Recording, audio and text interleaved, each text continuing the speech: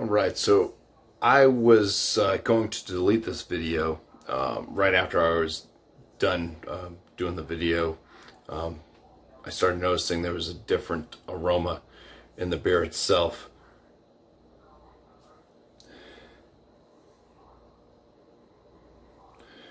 Which is more on the kind of herbal, spicy, little bit of a piney type nose.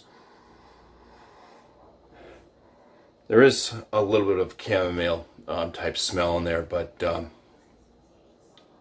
as you go through this video, I'm going to leave it up because I think it's a very important thing for beer tasters, beer reviewers to really keep in mind when you're doing videos, when you're tasting beers. They mention if you're going to be a judge, you should use unscented soap. So in my little cut screen, right after I start the video, I'm going to put up the soap that I used to wash my hands prior to tasting this beer. So I think that will explain a lot. So still very, very good beer, but just keep that in mind. I think it's a good, it's definitely a good learning lesson. So you get some unscented soap or don't wash your hands. Cheers. On this BuMpY beer tasting from Victory Brewing Company out of Doggington, Pennsylvania, I have their Liberty Bell Ringer, double dry hopped, double IPA.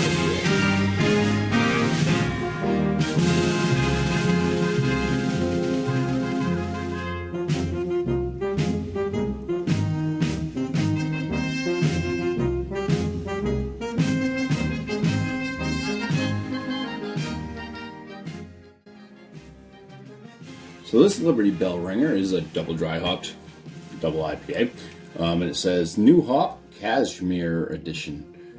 At the top there, it's got pretty cool can art. It's got the Liberty Bell with a snake going around it. The snake's been sliced right where the bell cracks. It's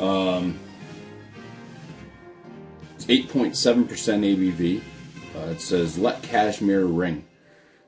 Packed double the dry hops into this double IPA, this time using cashmere hops our brewers fell in love with during hop harvest, which help flavor and aroma, or which help amplify the tropical fruity hop flavor and aroma.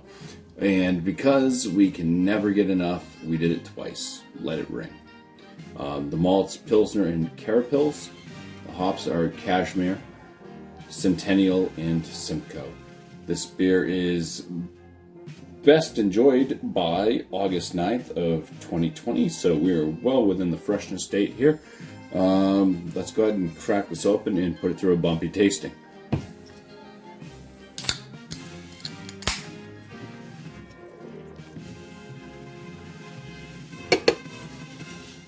Alrighty. White, tight bubbled head, very clear beer, golden color.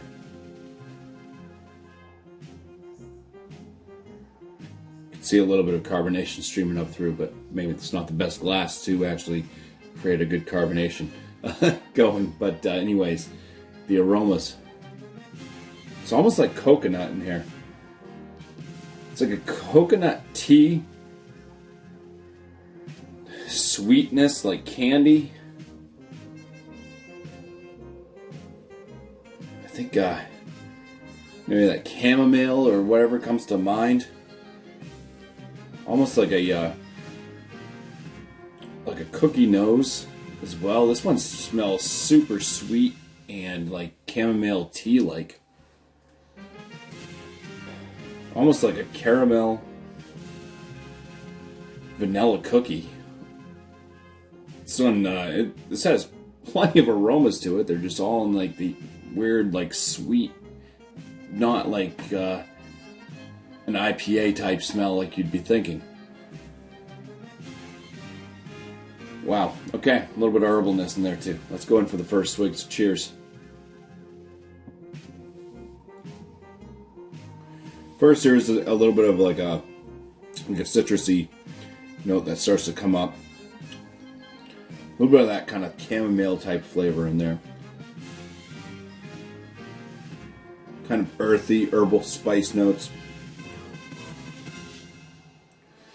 A little bit of a piney, bittering finish to this one.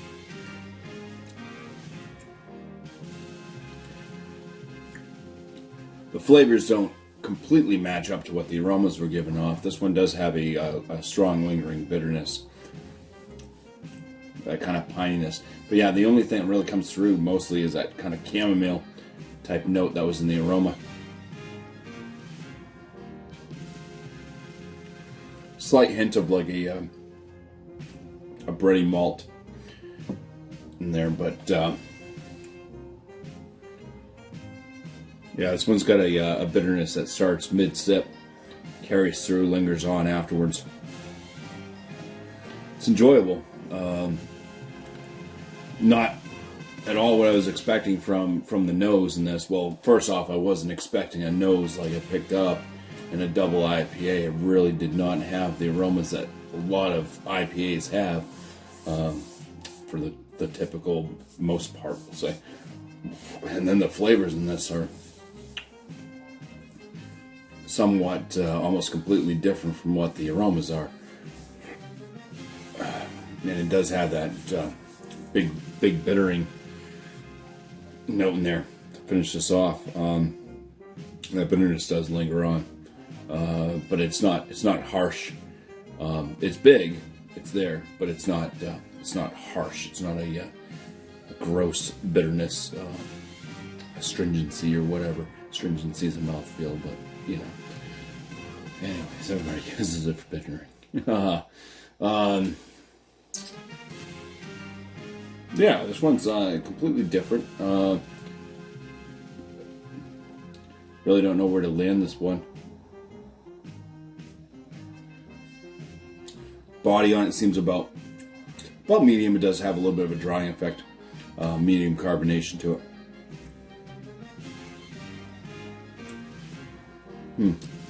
I think I'm going to say this one's very good.